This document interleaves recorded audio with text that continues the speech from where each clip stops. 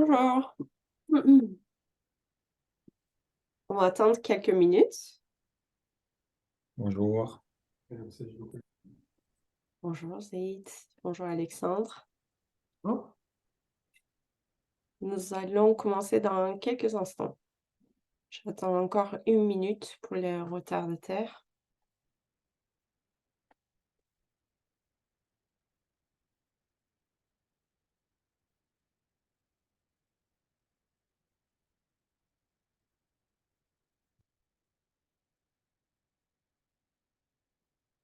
Alors, en attendant, veuillez prendre note que pendant la présentation, vous pouvez participer à la séance de questions-réponses via Zoom grâce à la fonction questions-réponses située sur votre barre d'outils. Le webinaire va durer environ 45 minutes. Il va être enregistré et on va vous l'envoyer dans le foulée du webinaire.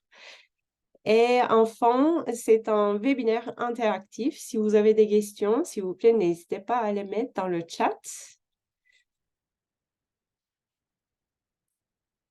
Alors, il est 11 heures. On va commencer.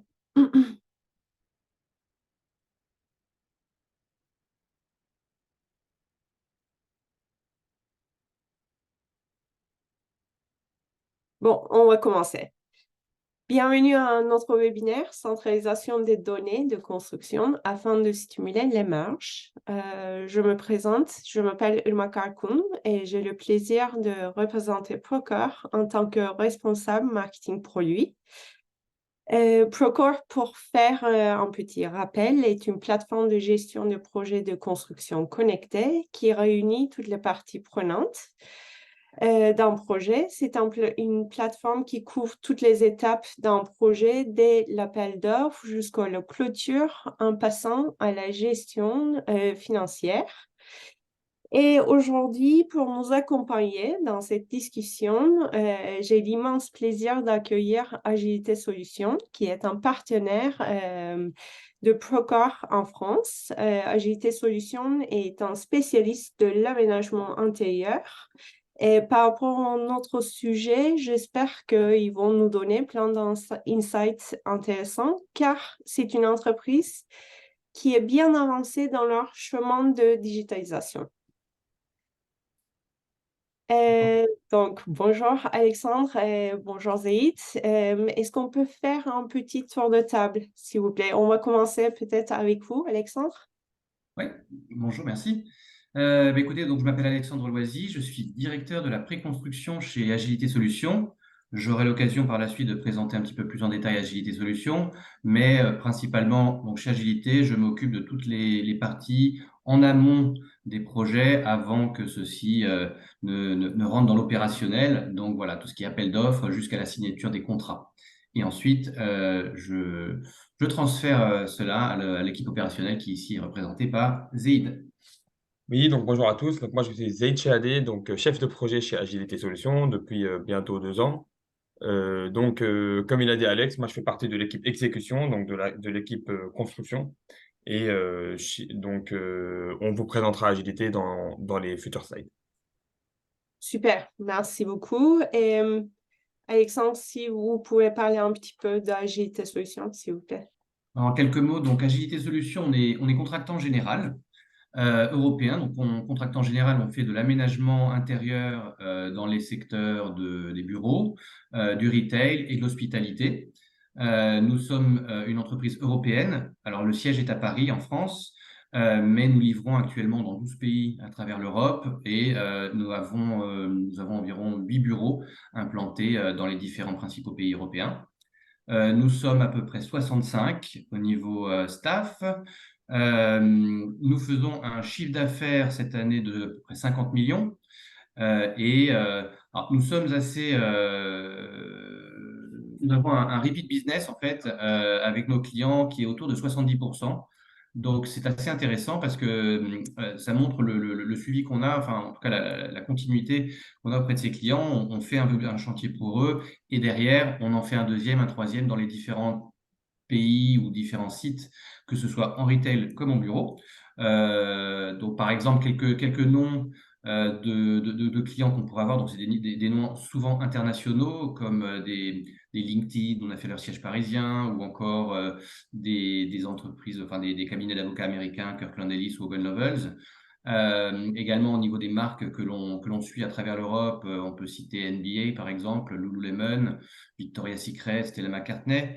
Et pour tout ce qui est hospitalité, on livre des projets pour les restaurants Big Mama notamment, ou également en hôtellerie pour un groupe hollandais de Social Hub. On livre également pour des clients aussi très connus, mais dont on ne peut pas parler aujourd'hui, des grands noms du commerce sur Internet ou de téléphone portable. Mais voilà, donc voilà un petit peu pour Agilité. Et en tout cas, cette centralisation des données, en tout cas pour nous, est très importante. Nous, on en discutera, mais surtout par rapport au fait que l'on est internationaux, on va dire. Ok, ça serait bien d'en parler un peu plus tard. J'ai quelques questions déjà préparées pour vous aussi, mais ça serait intéressant de parler de votre scope qui est très international. Vous vous occupez de plusieurs projets en même temps dans un espace très large. C'est très intéressant. Merci, Alexandre. Donc, pour commencer, je voulais vous montrer une statistique. Donc, saviez-vous que 96% des données restent inutilisées dans notre industrie?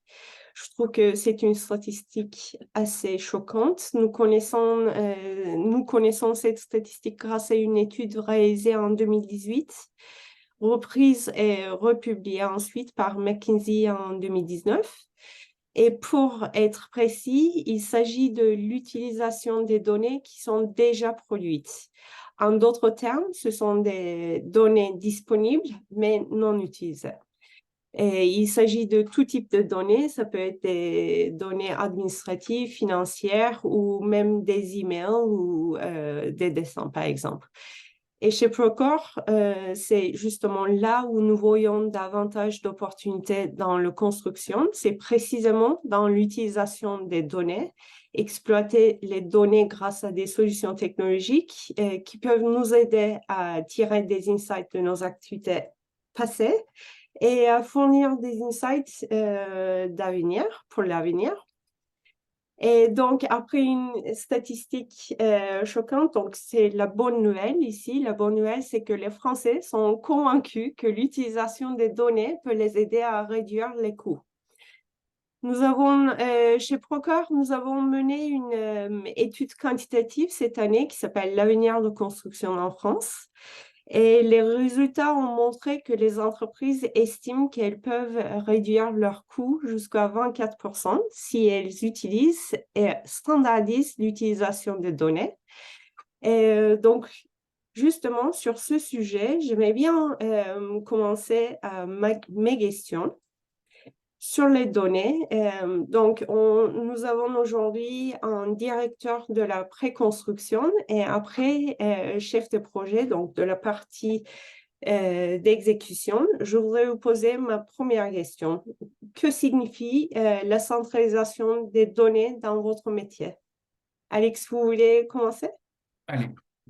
Écoutez, donc la centralisation, pour moi, enfin pour nous, c'est stocker et conserver donc des données dans un lieu unique, disponible par l'ensemble des membres d'une équipe, qu'ils soient, comme je disais, donc en France, mais également à l'étranger. Donc quelque chose de stocké également, idéalement donc dans le cloud et accessible par tous, que ce soit au niveau des sous-traitants, au niveau des clients, au niveau des collaborateurs. Et ça permet ça nous a permis en tout cas de réaliser un développement sur l'Europe de manière constante et de manière efficace. Ça permet cette centralisation d'informer, on va dire, avec ces données, donc les collaborateurs sur différents sujets à tout niveau, que ce soit en commercial, santé, sécurité, qualité. Ça nous permet également, nous, de mieux gérer notre supply chain, puisque grâce à ces données, on peut, alors on va pas dire identifier les bons, les mauvais élèves, mais on peut identifier des éléments d'amélioration chez les uns ou chez les autres, pour justement qu'on puisse tous s'améliorer ensemble. Et donc, de mieux gérer donc, tout le côté supply chain. Et globalement, nous, ça nous permet de réduire les risques et de gagner du temps, en gros. si je devais résumer ça en quelques mots. Voilà pour la centralisation de données. Je ne sais pas, Zaid, est-ce que tu as d'autres points à ajouter? Oui, oui, bien sûr. Donc, nous, dans la partie chantier, si je peux prendre deux axes majeurs pour la centralisation des données. Donc, tout d'abord, pour un chantier en lui-même. Donc, si on parle d'un seul chantier qui se déroule, bah, en fait, les données, elles sont très, très larges, très, très conséquentes sur un chantier, surtout bah, vers la moitié du chantier avec tous les collaborateurs qu'il y a sur un chantier. Surtout pour nous, comme il a dit Alex, agilité, comme on a des intervenants qui sont très souvent à l'international. Donc, en fait, pouvoir centraliser tous ces données-là et les gérer tous sur un seul et même outil, entre guillemets, être sûr de ne pas avoir de perte de données qui peut être très, très dérangeante sur un chantier, bah, la centralisation de ces données-là nous permet d'être beaucoup plus efficace sur un seul chantier. Et après, si on prend la mesure plus large sur la totalité des chantiers, pouvoir centraliser des données nous permet d'avoir des REX, des retours d'expérience sur tous nos chantiers pour pouvoir bah, éviter de refaire les mêmes erreurs et pour pouvoir apprendre de nos bonnes pratiques. Donc, c'est ça pour nous la centralisation des données, Ok. pardon. Notre métier. Super. Et donc, après la centralisation, l'importance de centralisation des données, je voudrais vous poser la question sur les défis, les difficultés que vous voyez en fait pour la collecte et la gestion des données aujourd'hui. Particulièrement si vous pouvez répondre à cette question avec votre vision de votre secteur, l'aménagement d'intérieur, ça serait très intéressant aussi. Alex, vous voulez commencer encore? Bien. Grosso modo, ouais, le défi principal pour moi, c'est de faire adhérer l'ensemble des acteurs d'un projet, que ce soit les sous-traitants, les clients, les collaborateurs, à cette centralisation des gestions de données, cette plateforme. C'est vraiment clé, ça, c'est parce que soit tout le monde utilise, enfin, tout le monde est acteur et utilise cette plateforme, soit personne. Mais si seulement une partie des gens l'utilisent, c'est moins efficace. Et ce qui est difficile aujourd'hui, le défi, c'est d'arriver à justement faire en sorte que justement tout le monde l'utilise et de bien onboarder les différents acteurs, de bien leur expliquer les avantages de la plateforme et de cette centralisation de données, que ce soit en interne ou en externe. Mais ça se passe souvent très bien, c'est juste une petite phase au démarrage qui est vraiment nécessaire. Également, je trouve que ce qui est aussi un défi, mais c'est que la plateforme puisse être suffisamment agile pour s'adapter aux besoins de chacun. Puisque bon, il y a des éléments justement qu'on peut adapter, modifier pour ses besoins, d'autres pas. Donc ça nécessite aussi une certaine ouverture d'esprit, souplesse pour justement que la plateforme s'adapte à ses besoins, mais également s'adapter à la plateforme. Voilà, ça va un peu dans les deux sens. Super. J'ai une question, Alex, pour vous. Ici, vous avez dit le défi en interne pour motiver les gens à participer. Qu'est-ce que vous avez fait des actions particulières pour ça ou... Alors, dans mon équipe, ils sont assez focalisés sur Procore, mais je sais que Zaid, lui, est très, très actif dans ce domaine. Je vais peut-être lui laisser répondre à cette Ok, question. Ouais. super. Donc, en fait, nous, dans les équipes chantier, entre guillemets, dans les équipes exécution, donc que ce soit en interne ou en externe, donc si je démarre un peu avec la partie interne, on a un peu ce que les gens qui sont un peu de l'ancienne génération, si je peux les appeler comme ça, qui ont un peu plus de mal avec cette nouvelle technologie, vraiment rentrer dans des nouvelles technologies, eux qui sont habitués à tout noter un peu sur leur cahier, sur leur post-it pour pouvoir un peu gérer leur chantier. Et du coup, ce qu'on a fait, c'est qu'on a fait des formations en interne sur l'importance de la collecte des données et sur, du coup, Procore que nous, on utilise pour cette centralisation de données-là. On a fait des formations en interne toutes les 2 semaines pour aller outil par outil et expliquer l'importance de cette centralisation de données. Ce qu'on a essayé de faire aussi en interne, c'est qu'on n'a pas déployé tous les outils de centralisation de données en même temps pour ne pas perdre un peu les gens. C'est qu'on a essayé d'aller un peu chantier par chantier, rajouter un peu de nouveautés à droite à gauche pour pouvoir maintenant, du coup, 3 ans après notre démarrage d'utilisation de Procore, avoir la quasi-totalité des outils qui sont déployés sur un chantier. Et après, avec les intervenants externes, donc souvent les sous-traitants, parce que les archis et les bureaux d'études, eux, souvent, il n'y a pas de souci pour qu'ils se lancent dans un outil. Ils ont l'habitude, si je peux dire ça. En fait, avec les sous-traitants, en fait, on les accompagne, on les reprend par la main, surtout les sous-traitants qui sont plus modestes, entre guillemets. Et en fait, on leur explique comment, par 2 clics, ils peuvent rentrer, ils peuvent exploiter les données et les utiliser et en mettant un peu plus d'importance aux sous-traitants techniques, à la partie technique qui, elle a un peu plus de données à exploiter et à mettre.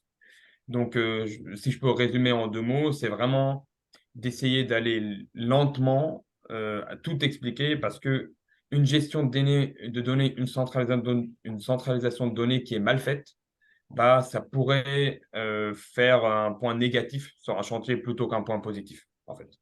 Ok, je comprends. Donc, il faut dépenser pas mal du temps au début. C'est Pour... ça, en fait, exactement. Ok, super. Merci beaucoup. Et comme nous avons encore représentants de toutes les 2 équipes, la préconstruction et l'exécution, je voudrais vous poser la question sur la collaboration entre vos 2 équipes et son impact sur la réussite d'un projet, la centralisation de données, s'il vous plaît. Est-ce qu'il y a un volontaire? Je vais, en tant que, allez, je vais démarrer. Bah, alors, pour moi, le projet, alors je prêche un peu pour ma paroisse, mais le projet se gagne en préconstruction. C'est-à-dire que si la préconstruction, on va dire la phase préconstruction se passe bien, logiquement, en tout cas, ça donne des bonnes bases pour la suite et ça permet de bien livrer le projet. Bon, tout n'est pas fait bien sûr à la préconstruction, mais disons que c'est une condition nécessaire pour que le projet se passe bien ensuite. C'est à cette phase-là qu'on va définir, on va identifier le choix des partenaires que l'on souhaite utiliser, des sous-traitants, donc comme on disait, mais également des collaborateurs, partenaires, architectes et autres. Donc on constitue l'équipe du projet. Encore une fois, nous, je ne l'ai pas précisé, mais nous, chez Agilité, donc on sous-traite l'ensemble des travaux que l'on réalise. En interne, nous avons plein de collaborateurs, donc d'un point de vue gestion de projet, mais pas de main-d'œuvre propre. Donc l'ensemble des travaux sont sous-traités. C'est pour ça qu'on parle beaucoup de sous-traitants, puisque quelque part, nous, tous les travaux qu'on fait sont faits via des sous-traitants. Et donc, le choix de tes sous-traitants est assez clé à la préconstruction. Donc, on discute ensemble avec l'équipe construction pour s'assurer du bon choix. On valide ensemble les documents du projet, les budgets, on identifie les risques du projet, le planning, et on essaie d'anticiper un petit peu tous les risques ou tous les sujets qui pourraient apparaître par la suite. Et donc, tout ça est ensuite formalisé via une réunion de transfert au moment où le projet est gagné. Et donc là, on transfère tout ça aux opérationnels. Et donc, Zaid, je te laisse la suite, mais en tout cas. En fait, c'est exactement ça. En fait, c'est très bien dit par Alex. Un projet bien anticipé, bien géré en phase amont, il roule souvent en phase chantier. En fait, il déroule et il est très bien livré. Donc, en fait, en parlant de gestion de données, de centralisation de données, souvent, on a le luxe, si on peut le dire, d'avoir une phase pré-construction assez longue dans laquelle on peut faire un tuilage entre la pré-construction et la construction qui est assez conséquent, où on peut du coup avoir toutes les informations, toutes les données et pouvoir réaliser un chantier facilement. Souvent, on n'a pas ce luxe. Et c'est plus souvent qu'on n'a pas ce luxe, entre guillemets. Ce qui fait que cette centralisation de données-là, elle est très importante parce qu'en fait, on a un collègue d'Alex il s'appelle Morvan. Et en fait, lui, il va finir rentrer toutes les données qu'il a eues depuis le tout début du projet jusqu'à cette réunion de transfert. Il va rentrer toutes ces données-là sur l'outil. Donc, sur l'outil, pour nous, c'est Procore. Ce qui fait que même si on n'a pas eu le temps de faire, de prendre connaissance de toutes les données pendant cette réunion de transfert et pendant cette phase pré-construction, il est très facile pour nous, équipe exécution, de partir chercher les données très facilement pendant le chantier, si on en a besoin, des données que l'équipe pré-construction a. Et du coup, pour nous, c'est très important cette partie de collaboration pour être sûr qu'il n'y a aucune donnée qui est oublié dans l'équipe de préconstruction. Un Et exemple, il n'y a pas… Pardon? l'erreur humaine aussi, c'est possible, non? Oui, Si... oui.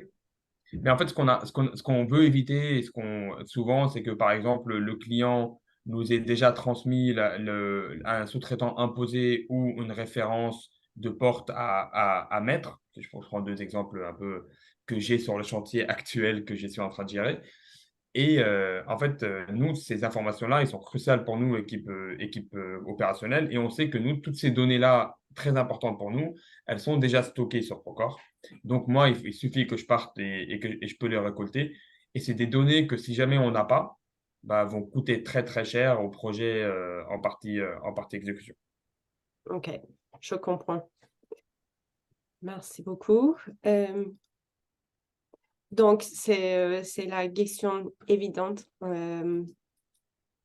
un peu, mais la question qui vient dans notre tête quand on pense à la technologie et la capture, la gestion des données, comment mesurez-vous le ROI de votre investissement?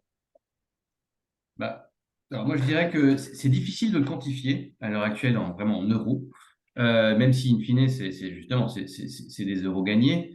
Mais disons que le ROI pour nous, bah, une certaine stabilité au niveau de la qualité, que ce soit en France, mais également dans tous les pays où on va livrer pour un client, parce que nous, notre clé, en fait, comme on disait, c'est le repeat business. Donc, nous, on a besoin de faire les choses de manière identique pour un même client, que ce soit en France, en Allemagne, en Italie, etc. Et donc, cet outil que l'on utilise dans tous les pays d'Europe sur tous nos projets nous permet d'avoir un process constant et une manière de faire les choses de manière identique. C'est-à-dire, pour ça, ça fait partie de notre certification ISO. Donc, ça aussi, ça nous aide à maintenir cette certification. Mais ça permet aussi aux clients de ne pas être perdus et d'avoir une certaine continuité, que ce soit un chef de projet A qui fait un projet en France, un autre chef de projet en Allemagne. Le client, lui, il a le même outil et la même interface. Et donc, ça le rassure, surtout si ça s'est bien passé sur le premier projet, et ça le rassure pour la suite. Ça nous permet aussi de gagner du temps, on va dire, et d'être plus réactif, puisque vu que tout est disponible sur le cloud, sur une application, etc., bon, ça nous permet vraiment d'avoir les informations très rapidement et disponibles très rapidement, que ce soit pour nous ou nos clients, les architectes qui valident des plans, etc. Donc vraiment, on se balade, on voit quelque chose, on peut l'envoyer immédiatement. Ça nous permet, nous, en tout cas, de mieux évaluer notre supply chain, comme je disais, puisque ça, c'est assez clé pour nous pour bien gagner des projets et les livrer avec la qualité et le niveau de prix qu'on souhaite. Mais ça nous permet vraiment de bien l'évaluer et de faire un retour là-dessus. Et puis voilà, donc globalement, le ROI pour nous, il est sur plusieurs niveaux, mais en tout cas, ça nous a beaucoup aidé dans notre développement sur l'Europe. Voilà. C'est ça, et Super. si je peux compléter un peu ce qu'avait dit Alex, en fait, nous, dans la partie exécution pure, pour nous, une centralisation de données égale moins d'erreurs commises. Moins d'erreurs égale moins de temps passé à résoudre ces erreurs. Donc, les erreurs peuvent être d'un point de vue documentaire où on évitera de faire 5-6 révisions d'un même document, ce qui nous fait perdre du temps. Donc, le fait d'avoir tout centralisé, bah, ça nous permet d'avoir toutes les informations et de faire une, voire deux révisions du plan maximum, ce qui nous fait gagner en temps. Et ça peut être aussi de la qualité. Donc, avec cette centralisation de données-là, si on est sûr que toutes les données de l'architecte, du bureau d'études, du client, de l'AMO sont bien stockées et on connaît bien leurs exigences, bah, on aura moins de réserves. Moins de réserves égale moins de temps passé à sortir du projet. Et ça, c'est très crucial pour les entreprises et contractants généraux. Il est compliqué de calculer le temps qu'on passe à finaliser un projet. Et souvent, quand les projets ne sont pas très bien terminés, les équipes restent longtemps à sortir du chantier. Et ça fait perdre en ROI pour un projet en lui-même. Donc, avoir vraiment cette centralisation de données nous donne cette possibilité-là de finaliser les projets, tant en réserve, tant en DOE. Un sujet qui intéresse tout le monde, c'est que avoir tous les documents déjà stockés tous les documents déjà stockés sur Procore, pour nous, ça nous permet juste de les télécharger, les renommer, les mettre dans un dossier et les envoyer le DOE. Ça se fait en 2-3 jours. Que de envoyer un DOE 7-8 mois après, parce qu'on est obligé de partir courir derrière l'un et l'autre un peu. Parfait. Merci, Zaid, pour votre explication. Je vais passer à ma dernière question. Selon vous, quels sont les critères les plus importants pour bien réussir la centralisation de ces données? Est-ce que vous voulez commencer encore, Alexandre? Je vais en dire un, je ne sais pas, par exemple, pour moi en tout cas le plus important, c'est que tout le monde joue le jeu, voilà, que tout le monde, c'est ça alors c'est l'idéal parce que vraiment si tous les acteurs, que ce soit en interne et en externe, utilisent la même plateforme, vraiment c'est très puissant. Et vraiment ça simplifie finalement la vie de tout le monde. Après, mais pour y arriver, bon, ça nécessite au démarrage un petit investissement. Voilà, au niveau de temps. Mais j'avais peut-être te laisser en parler, puisque c'est vrai que c'est toi qui gères pas mal ça chez nous.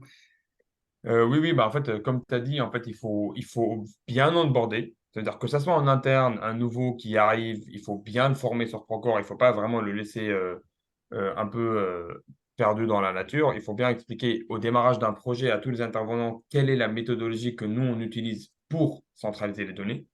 Il ne faut pas que chacun utilise sa méthode, utilise sa nomenclature des documents, utilise sa méthode pour répondre aux observations, etc., etc. Tout doit être fait un peu. C'est une centralisation qui doit être commune à tout le monde, ce qui fait que le temps d'onboarding, une bonne explication au début de comment on souhaite centraliser les données sur un projet ou sur plusieurs projets, ça fait que après, ça va rouler tout seul, entre guillemets.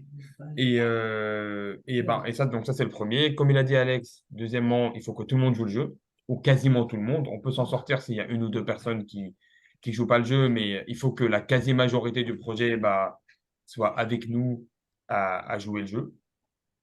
En fait, ouais, pour moi, c'est un peu ça les vrais critères importants pour réussir cette centralisation de données-là. Si je veux en citer un troisième, où Procore nous donne le luxe, entre guillemets, qui est important pour nous avec nos clients internationaux, c'est que en fait, Procore, il est fait avec plusieurs langues. En fait, il y a plusieurs langues disponibles sur Procore, qui fait que chacun peut gérer le projet avec la langue qu'il veut. Nos clients aux Pays-Bas peuvent le mettre avec leur langue. Nos architectes en Angleterre peuvent le mettre en anglais.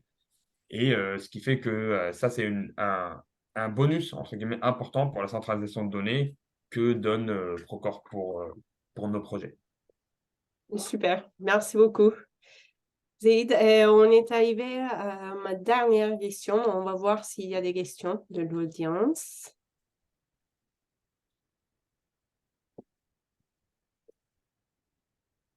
Nous avons une question qui est: quels sont les principaux avantages de la centralisation des données dans Procore? Et donc, particulièrement pour Procore, je pense que c'est ajouter Zaid et Alex après si vous voulez, mais on a des 4 modules dans la plateforme. Donc, la particularité de Procore, c'est qu'on couvre toutes les étapes d'un projet de construction. Donc, ça commence avec des pré-constructions et ça va jusqu'à la clôture en passant par la gestion financière. Donc, je pense que la particularité, c'est le gain du temps. On dépense moins du temps pour chercher les données et surtout chercher si ce sont les bonnes données aussi, parfois, pour vérifier qu'on a accès aux bonnes données. Je dirais ça. Vous voulez ajouter, Alexandre ou Zaid? Si je veux rajouter un tout petit bonus, en fait, c'est un peu ce que tu disais, Yermak, mais en un peu plus, c'est que les outils en eux-mêmes sur Procore, ils sont liés entre eux. Et pour nous, c'est un vrai plus, c'est qu'en fait, vu que les outils, ils se parlent, ils sont liés.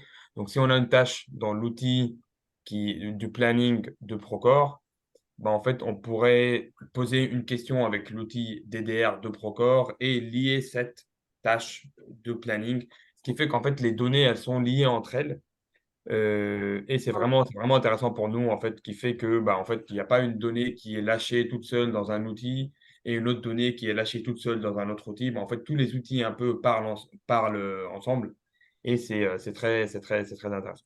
Exactement. Donc, la particularité, c'est que les données ne sortent pas de la plateforme si on ne le veut pas. Super, je ne vois pas d'autres questions. Donc, merci beaucoup encore pour votre temps, Alexandre et Zéhit. Et merci beaucoup à tous nos participants. Vous allez recevoir un email à la suite de notre webinaire avec le replay. Et je vous dis à bientôt. Merci beaucoup. Merci Merci. pour l'invitation. Merci Au beaucoup. revoir. Au revoir.